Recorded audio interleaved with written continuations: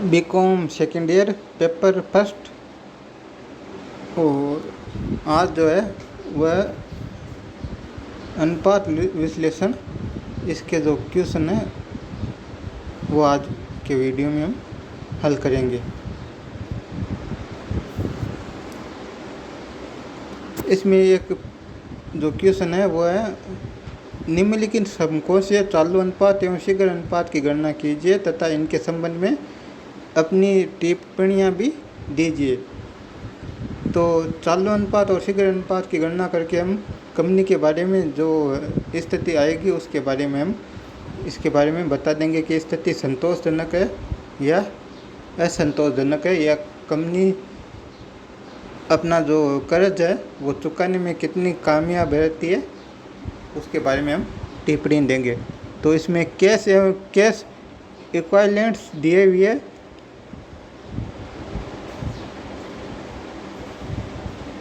46,000, inventory 2,60,000, machinery 5 lakh, computer 1,50,000, trade payable 1,70,000, long term investment 2 lakh, short term investment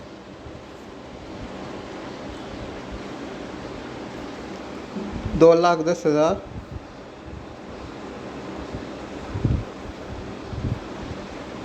liabilities for current taxation 50,000, liabilities for future taxation 20,000, bank out of 60,000, dividend payable 50,000, outstanding expenses 10,000, prepaid expenses 20,000।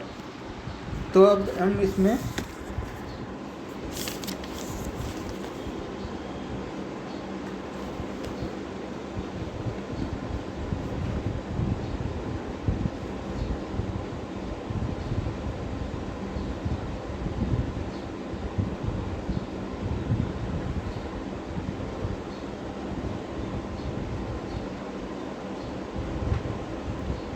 इसमें हल करेंगे।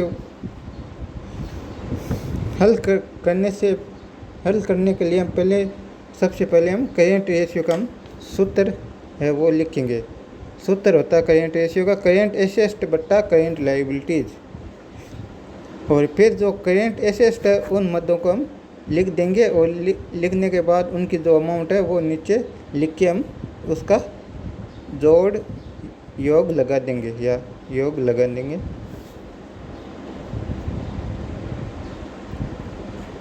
इसमें cash equivalent दिया हुआ है 46,000, inventory दी हुई है 2,60,000, trade receivable दिए हुए हैं 2 लाख, शॉर्ट टर्म इन्वेस्टमेंट दिए हुए हैं 50,000, और प्रीपेड एक्सपेंसेस है वो अपने 20,000 दिए हुए हैं। इस प्रकार इन सारों का योग जो है, इन मदों की वो योग है वो है 5,76,000 आ गया। फिर इसी प्रकार करेंट लाइबिलिटीज़ की भी मध्य लिख के हम जोड़ है वो लगा देंगे। इसमें ट्रेड पेबल 1,20,000 हो गए, लाइबिलिटीज़ फॉर करेंट टैक्सेशन की हो गई अपने 30,000, और बैंक ओवरड्राफ्ट हो गया 60,000, आउटस्टैंडिंग एक्सपेंसेस हो गई 10,000, डिविडेंड पेबल हो गए 50,000, इसकी जोड़ हो गई अपनी 3,20,000। इसका जोड़ आया हुआ है 3,20,000। इस प्रकार हम करेंट रेशियो में फिर मध्यम का मान रख देंगे 5,76,000 ओब्लिक 3,20,000 बराबर आया अपना 1.8:1। इसी प्रकार फिर दूसरा आपने शीघ्र अनुपात क्विक रेशियो पूछा है। तो क्विक रेशियो का सूत्र है पहले क्विक एसेट बट्टा करेंट लाइबिलिटीज। क्विक एसेट में जो करेंट एसेट है उसको इन्वेंट्री और प्रीपेड एक्सपेंसेस को छोड़ दिया जाता है, बाकी सारी जो करेंट एसेट के मध्य उनको ले लिया जाता है। तो इसमें हमने 5,76,000 में दोनों मदें जुड़ी हुई है, इसलिए हम उनको अलग कर देंगे। इसमें दिया हुआ है अलग करने का सिस्टम जो है वो दिया गया है, हमने यहाँ अलग करके दिखा दिया है। इन्वेंट्री प्लस प्रीपेड को एक्सपेंसेस को हमने अलग कर दिया है। तो अलग करने पर 2,96,000 अपने जो है क्विक एसेट का मान आ गया है। तो अब इसको इस सूत्र में लिख देंगे, क्विक रेशियो बराबर 2,96,000 ओब्लिक 3,20,000 बराबर 0.925:1। इस प्रकार अपना क्विक रेशियो का मान आ गया है। हम प्रश्न में 2 ही पूछा और तीसरी चीज़ इसके पर टिप्पणी देने के लिए पूछा। तो करेंट रेशियो का आदर्श सूत्र 2:1 होता है और क्विक रेशियो का जो आदर्श सूत्र होता है, आदर्श अनुपात होता है, वह 1:1। वो इसमें प्रश्न में आया नहीं है इस कंपनी के, क्योंकि करेंट रेशियो का तो मान आया अपने 1.8:1 और क्विक रेशियो का जो मान आया वो 0.925। इसलिए इस कंपनी की स्थिति वो संतोषजनक नहीं कही जाएगी। तो यही इसमें टिप्पणी हम कर देंगे।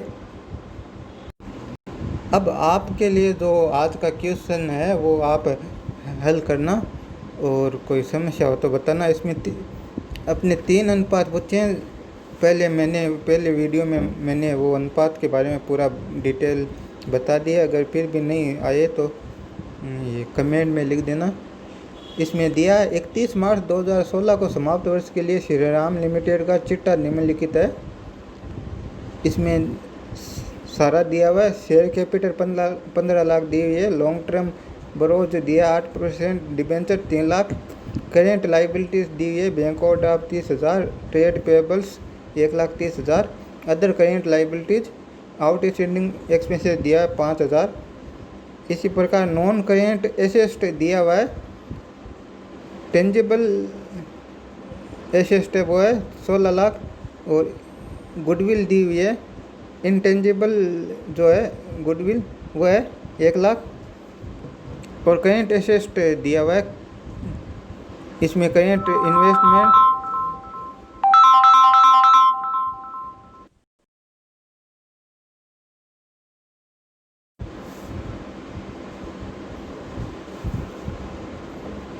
इसमें current investment 25,000, inventory 30,000, trade receivable 1,60,000 और कैश एंड कैश इक्विवेलेंट दिया हुआ है 45,000। अदर करेंट एसेट दिया हुआ है। प्रीपेड एक्सपेंसेस है वो 30,000 दिया हुआ है। तो इसमें हम जो तीनों अनुपात है, जो मैंने 2 अनुपात अभी निकाल के बताए हैं पिछले क्वेश्चन में, ये तीसरा अनुपात है पूर्णतया तरलता अनुपात। इसका मैंने आपको वीडियो में सूत्र बताया। इसमें केवल जो क्विक एब्सोल्यूट लिक्विड संपत्ति है वो केवल अपने को ये लेनी है, cash and cash equivalent plus marketable investment, इन 2 मदों को ही लेना है। बट्टा इसमें करेंट लायबिलिटीज में बैंक ओवरड्राफ्ट को छोड़ देना है। तो इस प्रकार आप ज्ञात कर लो और कोई समस्या हो तो कमेंट में हमें लिख दो। तो इस प्रकार ये क्वेश्चन हल करो और बाकी हल करके हमें